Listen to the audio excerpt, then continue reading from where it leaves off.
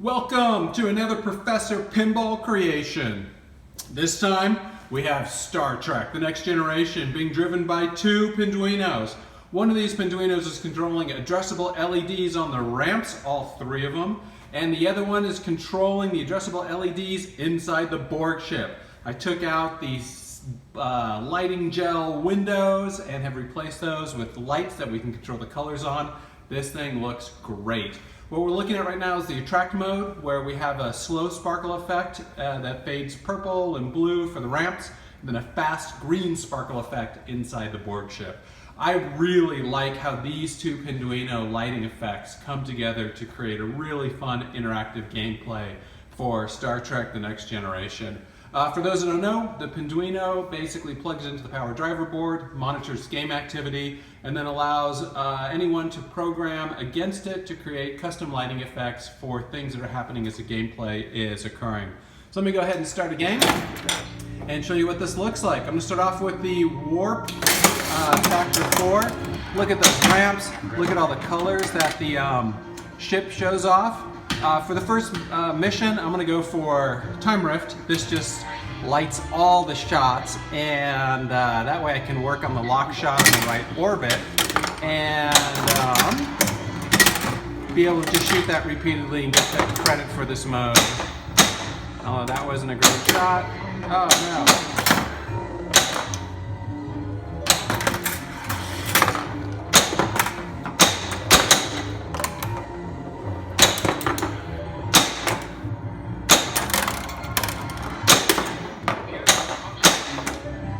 Computer is malfunctioning, but I got my dilithium crystals. All right, still want my lock shots.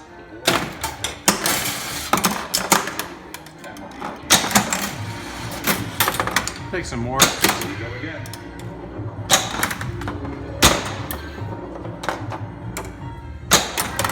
For those that haven't had a chance to play Star Trek: The Next Generation, this is just a phenomenal game from Bally Williams in the mid-90s, Steve Ritchie design, 3 flippers, wide body, just a blast. I'm going to go ahead, I just got the holodeck, I'm just going to go ahead and take the 25 million. Otherwise there's a video mode, which you can't see and isn't very exciting to watch. Oh, there's my drain out the right. Other thing is, this game's set up pretty hard. The outlanes are just brutal, so especially on the right side. I'm going to go ahead and just take some locks. We want to make sure that we get into a multi-ball because, again, lighting effects are just superb. The other thing you're going to notice is that the background effect for the ramps shuts off once there's some game activity noticed by the Pinduino. This is all set in the programming. Whereas the Borg ship immediately returned back into the attract mode with that sparkling grain. And the reason is that the game, in terms of having the ramps going, can get a little distracting, but that Borg ship just looks great if we're able to keep it turned on and doing some neat stuff regardless of what's happening. So I like to keep that background green effect going. Of course, all this stuff is customizable.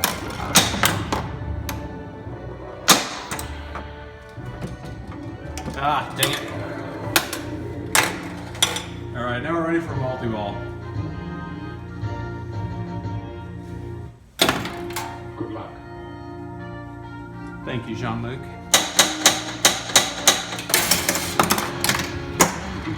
Oh, look at that. Now watch everything when these cannons are moving. This is fun. I'm able to key in to get some good red effect. I missed my cannon shot, of course. I was looking at the lights.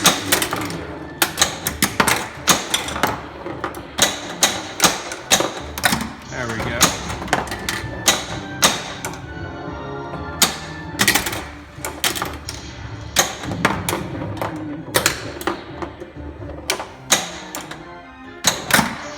And the thing about Star Trek that's great is they did bring in some of the actors from Next Gen to do custom voice work for the game.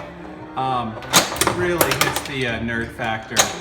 Just great for anyone that grew up in the 90s watching Star Trek: The Next Gen. having custom callouts by data and genres are just a blast.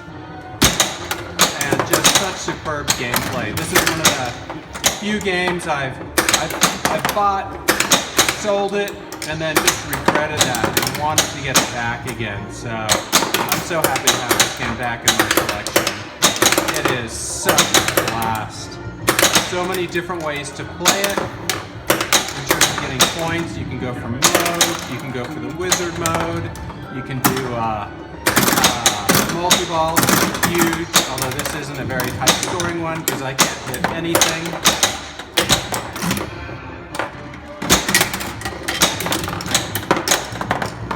Come on, just a couple more jackpots would be great. Oh, and I'm out. Oh, that's okay. Still very good mode. See if I can get some neutral zone. I've got that lit and ready to go, or I'll just shoot it down the outlane.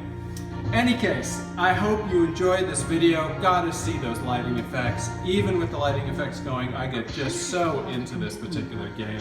By far and away one of my favorites, and just having a chance to work up the code, which is all open source and available. It's up on GitHub. I'll provide links down below.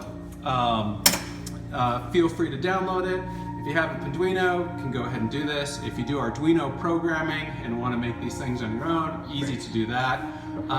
If you have any questions or any comments, please post them down below.